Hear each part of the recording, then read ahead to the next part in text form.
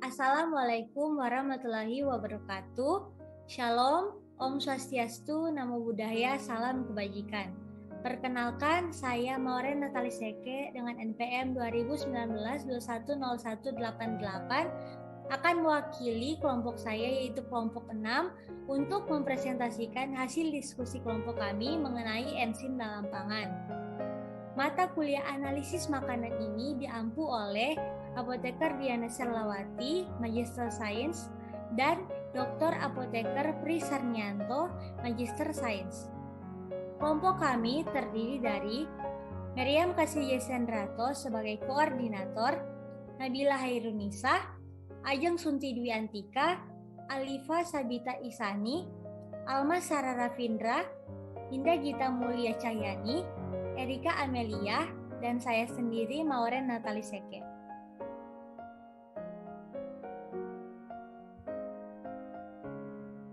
Salam Pancasila.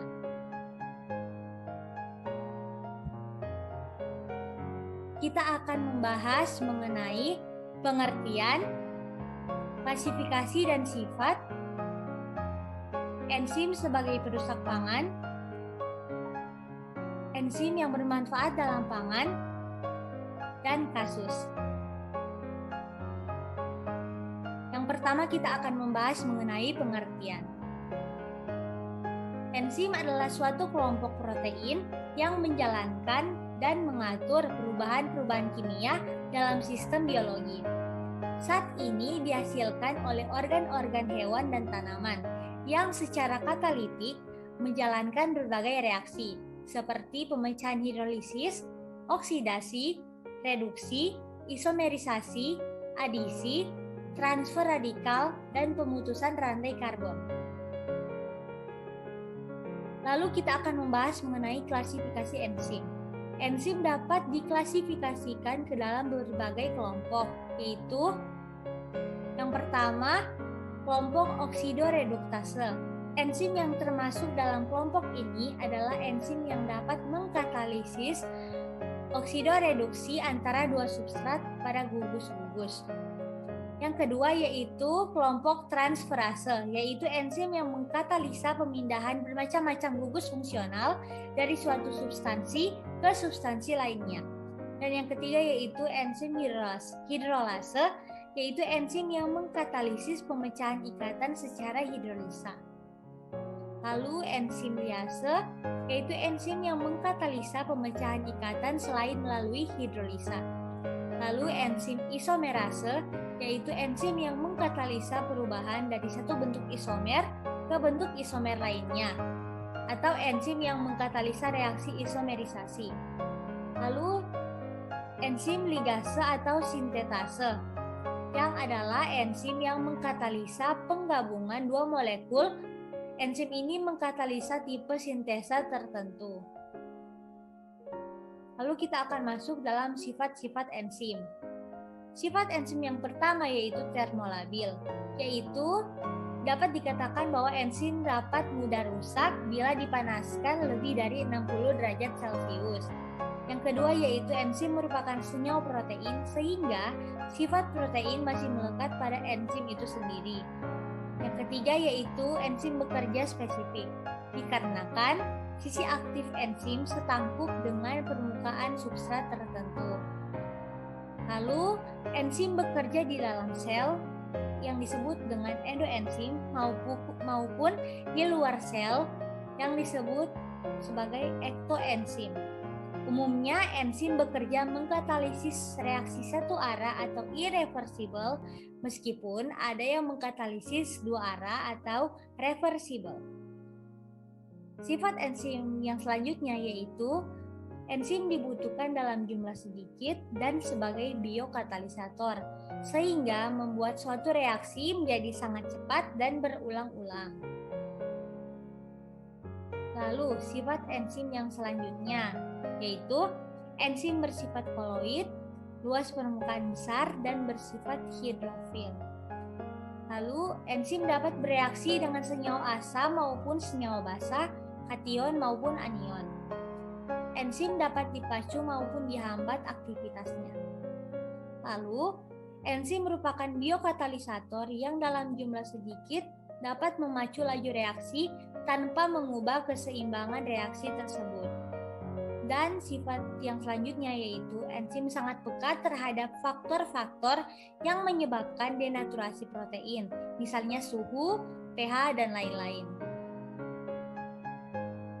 Lalu kita akan masuk ke dalam enzim yang dapat merusak pangan. Enzim yang dapat merusak pangan yaitu yang pertama alkalin protease. Enzim ini dapat menyebabkan gelasi pada produk susu yang diproses di UHT. Yang kedua yaitu ascorbic acid oksidase, yaitu asam askorbat teroksidasi dan menyebabkan hilangnya vitamin C pada buah-buahan, sayuran, dan jus. Yang ketiga yaitu selulase, yaitu enzim yang menghasilkan hilangnya integritas tekstur dan pelunakan makanan nabati serta pelepasan glukosa. Yang keempat yaitu klorofilas, yaitu enzim yang berfungsi untuk penghapusan rantai samping fitol dari klorofil yang menyebabkan degreening pada makanan nabati seperti sayuran hijau. Yang kelima yaitu lipase, yaitu enzim yang menghidrolisis lemak susu untuk melepaskan asam lemak rantai pendek dan menyebabkan ketengikan dan tidak enak, seperti susu dan daging. Enzim yang keenam yaitu enzim lipoksigenase, yaitu enzim yang membentuk hidroksiperoksida yang dapat menyebabkan pemutihan pigmen, menyinggung rasa, menyebabkan perubahan tekstur, kerusakan vitamin A, dan hilangnya nutrisi. Contohnya pada biji kacang-kacangan. Lalu, enzim yang ketujuh yaitu enzim peroksidase, yaitu dekomposisi hidrogen peroksida dengan pembentukan radikal bebas, menyebabkan kecoklatan, rasa tidak enak, dan sebagainya, seperti pada sayuran dan buah-buahan. Enzim yang ke-8 yaitu trimetilamin oksid, yaitu enzim yang melepaskan formaldehida pada ikan beku yang berkontribusi pada agregasi protein demetilase dan kerusakan tekstur. Lalu enzim yang ke-9, enzim polifenol oksidase, yaitu enzim yang menyebabkan pencoklatan, menghilangkan rasa, dan kehilangan vitamin, seperti pada buah-buahan, sayuran, dan kerang. Lalu enzim yang ke-10 yaitu enzim proteinase, yaitu enzim yang dapat menyebabkan penguraian protein dengan pembentukan asam amino dan peptida kecil untuk memberi rasa pahit, pengurangan umur simpan, dan kelembutan yang berlebihan. Contohnya seperti pada telur, ikan, dan tepung. Lalu kita akan membahas mengenai enzim-enzim yang bermanfaat dalam pangan. Yaitu enzim yang pertama, enzim silanase. Enzim ini berfungsi untuk menjernihkan jus, ekstraksi kopi, minyak nabati, dan pati. Lalu untuk lebih meningkatkan kualitas roti. Enzim yang kedua yaitu enzim pektinase yang berfungsi untuk proses penjernihan sari buah. Enzim yang ketiga yaitu enzim lipase yang berfungsi untuk menghasilkan emulsifier, surfaktan, mentega, dan coklat tiruan. Dan enzim yang keempat yaitu enzim protease yang berfungsi untuk membantu pengempukan daging dan mencegah kekeruhan bir. Lalu, enzim yang kelima yaitu enzim naringinase, yaitu enzim yang berfungsi untuk menghilangkan rasa pahit pada jus tirum. Dan enzim yang keenam yaitu enzim selulase yang berfungsi untuk melembutkan sayur-sayuran dengan mencernakan selulosa sayur itu. Enzim yang ketujuh yaitu enzim pitase, yaitu enzim yang berfungsi untuk memperbaiki produktivitas ternak. Enzim yang ke-8 yaitu enzim glukosa oksidase yang berfungsi untuk mencegah reaksi pencoklatan pada produk tepung telur dan lain-lain. Dan enzim yang terakhir yaitu enzim papain yang berfungsi untuk melunakkan daging.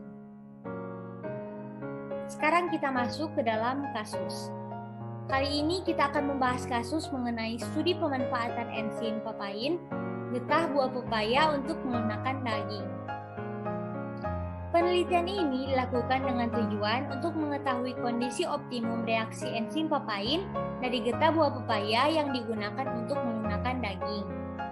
Tujuan dari penelitian ini dapat dicapai dengan tahapan sebagai berikut, yaitu yang pertama, penyediaan getah dari buah pepaya, yang kedua, pengaktifan enzim protease, dan yang ketiga, pengukuran kelunakan daging dengan menggunakan alat teksturometer. Lalu, hasil yang diperoleh memberikan indikasi pada pemanfaatan getah buah pepaya untuk menghemat energi pada proses pengolahan daging. Aktivitas pelunakan daging ini menggunakan enzim papain ditentukan dengan penentuan panjang gelombang maksimum larutan standar bovine serum albumin atau dapat disebut dengan BSA dengan menggunakan metode Lowry.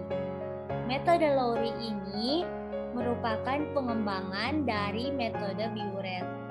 Lalu kita akan melihat tabel. Tabel ini yaitu pengaruh konsentrasi substrat terhadap aktivitas dan tingkat kelunakan daging. Dapat kita simpulkan bahwa jika kita menaikkan konsentrasi substrat, maka tingkat kelunakan daging akan semakin tinggi. Namun, aktivitas spesifiknya semakin menurun.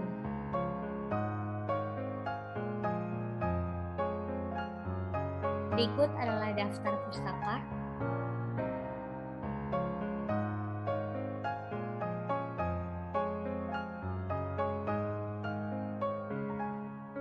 Sebelum saya mengakhiri video ini, jangan lupa untuk klik tombol like, subscribe, dan jangan lupa untuk memberikan komen di kolom komentar.